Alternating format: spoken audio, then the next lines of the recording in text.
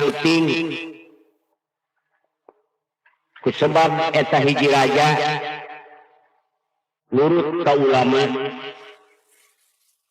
ibadah teu liren-liren anu akhirna ieu si raja dugi kalabah emutanana hayang jadi wali temut kana dahar temut kana ngaleueut jadi eta raja teh siang wengi manehanana hayang jadi wali teu liren-liren ngan kumaha carana ieu hayang jadi wali terpaksa raja ngumpulkeun sakabeh menteri barang sadayana menteri parantos kumpul cek raja he sakabeh menteri bapa boga kahayang kudu diterangkeun ku anjeun saha nu nyaho terangkeun kahayang bapa lain hayang ngarebut nagara batu lain hayang dunya baranahan anu seueur lain hayang kagungan bojo anu seueur ieu bapa hayang jadi wali jadi nyuhunkeun katerangan ti sadayana bapa hayang menjadi wali sakabeh menteri angkat tangan Pak Gusti jauh di tanah ka langit terang kumaha carana hayang jadi wali Gusti beda kahayang sareng nu sanes Allah cek raja piraku eueuh nu nyaho terangkeun we ulah isin-isin ngaceung ieu kula tetep hayang jadi wali pala saderek menteri sadayana tetep teu bisa nerangkeun raja kukuh hayang diterangkeun pitulung ti Allah anu maha kawasa Allah ngutus hiji malaikat supaya ngarupa manusia dandanan menteri telah musumping eta malaikat ngarupa manusia dandanan menteri lebet kana ruangan anu sakitu ramena assalamualaikum waalaikumsalam ning aya keneh menteri kana anu tingalun teu muhun bapak dinas keneh dinas teu nyaho malaikat tos terang maneh kana kahayang kaula lacan Gusti ieu sadaya menteri eueuh nu bisa nerangkeun tinggal anjeun kumaha coba ieu kula hayang jadi wali kudu kumaha carana saur eta menteri Gusti abot hayang jadi wali abdi lain magahan ngojai kamari lain magahan naik ka monyet lamun bener Gusti hayang jadi wali pangkat kawalian teh mahal lamun dibeli kudu dibeli ku ladang nagara lamun Gusti tega ngajual nagara kakarak bisa kalaksanakeun pangkat kawalian Masya Allah menteri di mana nu sok ngajual pangkat kawalian aya papai we kalulung insyaallah aya ngajual pangkat kawalian sakitu ti abdi Gusti bubar kumpulan Pak eta raja barang penak katerangan ti hiji menteri pangkat kawalian kudu dibeli ku ladang nagara kulantaran keukeut eta si raja hayang jadi wali tega ngajual nagara Pak dipasrahkeun negara manehna nyanak artos sanaos sakedik ladang nagara rahayatna kabeh kajual nagarana kabeh kajual pamajikanana anak kabeh kajual raja raja lempang mamawa duit ladang nagara nete penurusit mapai-mapai pancaniti terus kalulun sebab katerangan ti hiji menteri anu ngajual pangkat kawalian teh ayana di leuweung pakaian maninges rajit durang puting lempang we si raja teh kaleuweung sambil lempang nyiar be maca sholawat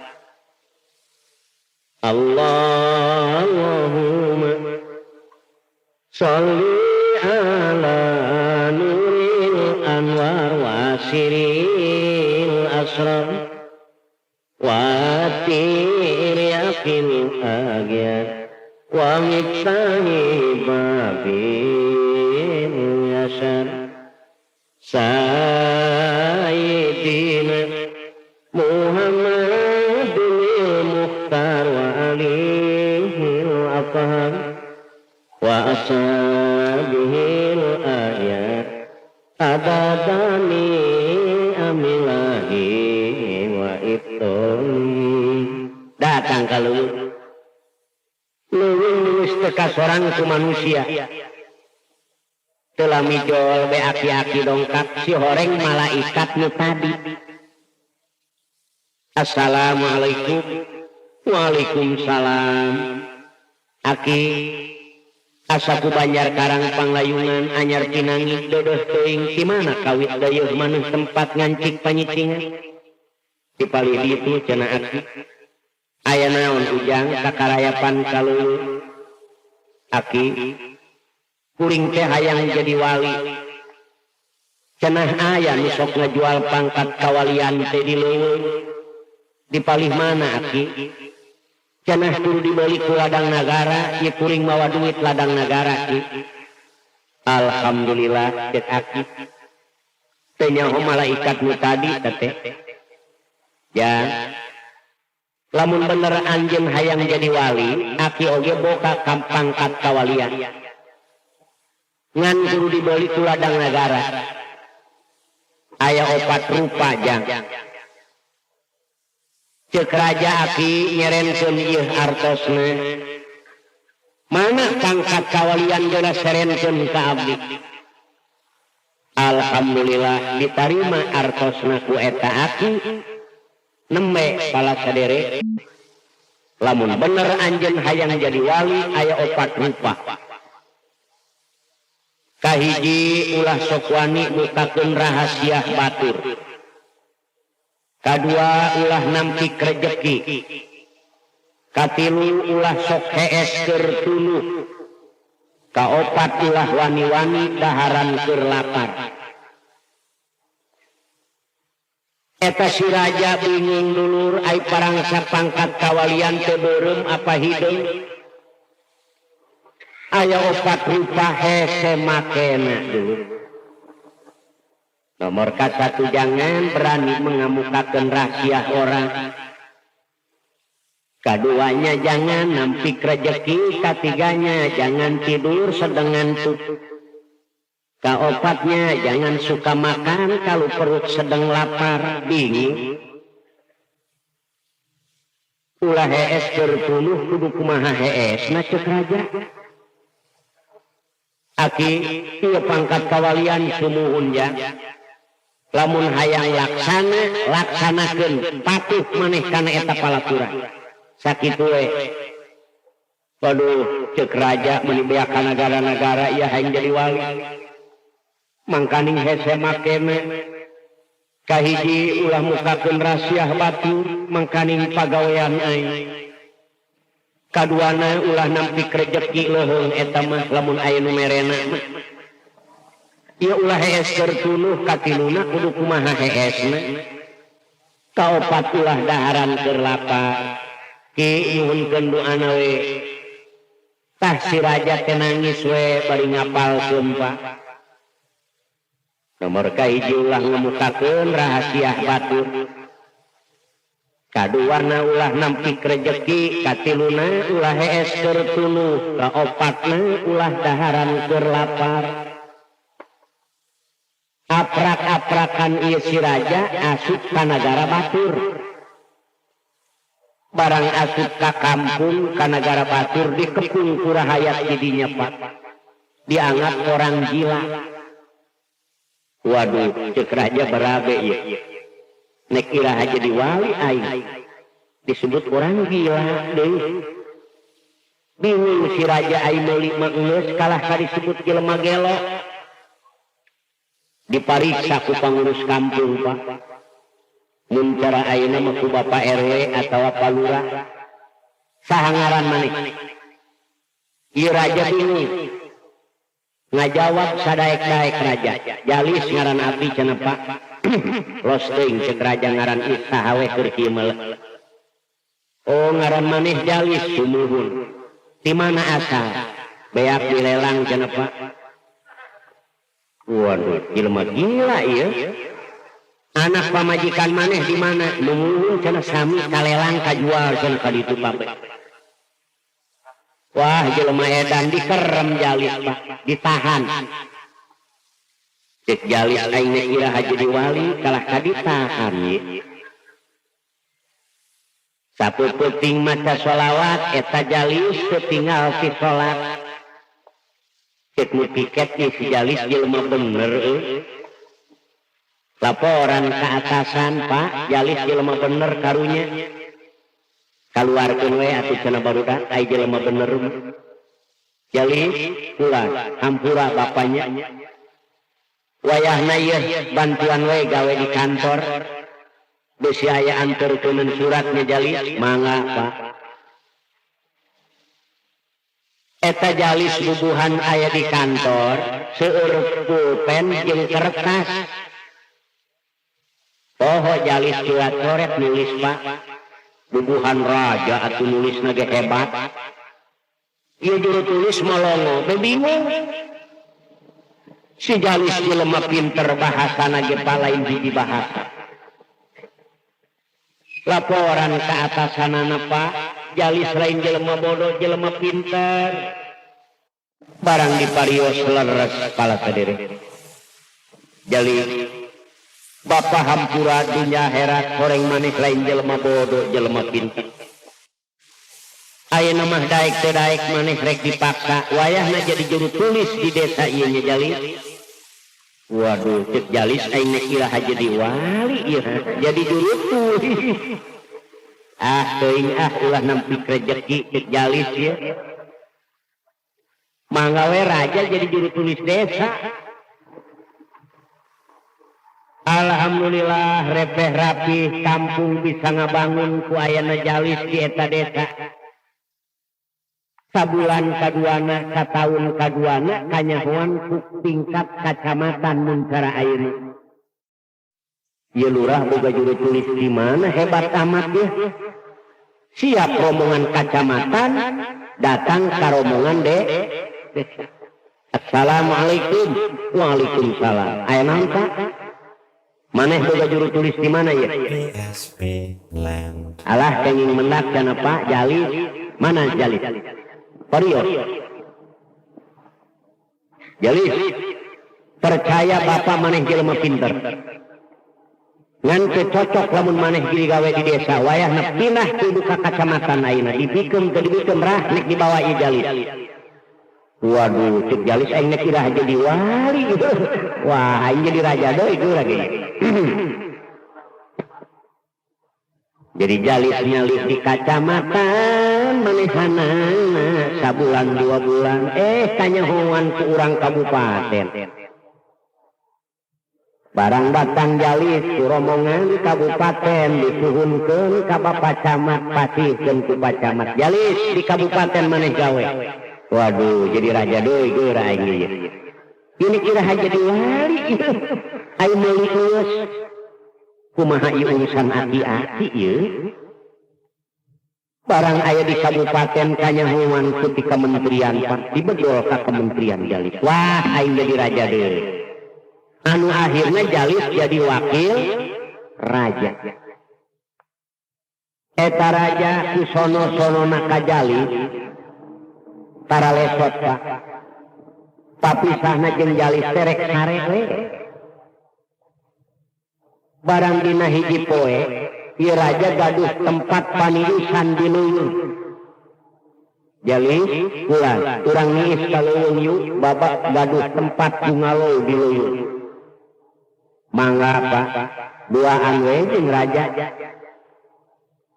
Barang dongkap kana tempat paniisan, begitu sampai di tempat paniisan Pak, raja maksudnya akan mengambil keris kabuyutanana ye dina cangkengna awisan si eangna. Barang dirampak teu aya, ketinggalan di kamar tempat tidurnya. Waduh, nangis itu si Raja Jalil. Baru saya terpisah dengan keris kabuyutan saya Jalil. Biasana lumpang salengkah dua lengkah tara lesot, tapi ayeuna lesot. Ieu keris kaula tinggalun dina hanapeun kasur. Jalil, sanajan maneh capek keneh wayahna cokot keris kabuyutan kaula ngantos di dieu. Pala saderek Jalil kesang masih keneh luut leet. Manehanana mulih deui nyana keris kabuyutan raja. Raja ngantos. Barang dongkap ka karaton raja ka istana Pak.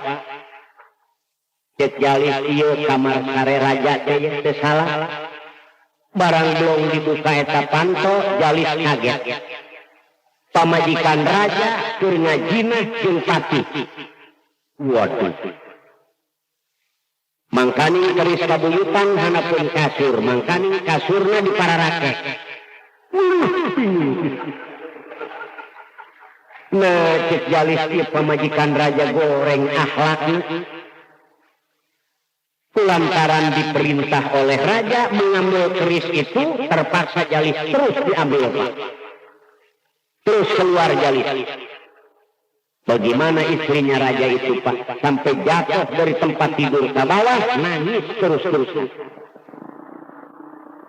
Sialan, aduh, kapangih aing ku si Jalil berlaku teu bener. Tiba baheula aing ngalakukeun teu bener kakara kanyahoan. Sanajan teu kanyahoan ku salaki aing kanyahoan ku si Jalil sarua jeung kanyahoan ku menjadi salaki. Sebab si Jalil moal teu bebeja ka salaki. Ya Allah, moal teu bebeja ka raja ieu si Jalil. Pasti aing dipaehan ku salakinya tanah ku raja. Eta bojona raja teh nangis. Teu liren-liren kumaha akalna aing supaya salamet. Pamajikan raja keluar pikiran, ngaluarkeun reka pedaya, reka akal pedaya pinter. Daripada aing dipaehan kudu jadi salaki, supaya si Jalil dipaehan ku salaki aing. Pamajikan raja siap naik kuda, kabur make jalan sejen ka leuweung Pak. Jalil mapah lumpang, pamajikan raja manaek ku anu datang ka raja pangholana bojona raja. Kang basana tulung kadenge suara awewe isi raja tebing aya suara awewe saha. Barang jol teh istrina sorangan Pak. Bari ngaragragkeun maneh Pak abdi tulungan saha nu rek nulungan lamun lain salaki. Cek raja aya naon itu? Aduh Kang abdi mah senang dunya akhirat. Ai akang mah marentah saha nyokot keris kabuyutan. Oh, cek raja akang marentah Jalil. Ai kitu kunaon? Aduh belegug eta budak. Ai omongna marek nyokot keris kabuyutan Kang.